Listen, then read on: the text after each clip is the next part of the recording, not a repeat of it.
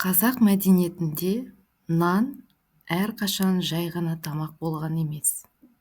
Ол біздегі ең терең құндылықтардың бірі. Мейірімділіктің, жомарттықтың және адам арасындағы байланыстың символы. Ең қиын уақыттарда да халқымыз соңғы нанын бөлісті.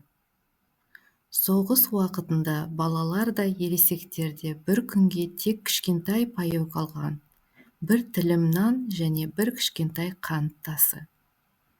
Соған қарамастан біз бөлістік. Бүгін молшылық дүниесінде ата-әжелеріміздің небәрі 2 ұрпақ бұрын қалай өмір сүргеніне сену қиын. Бірақ олардың шүкіршілігі біздің ішімізде өмір сүреді.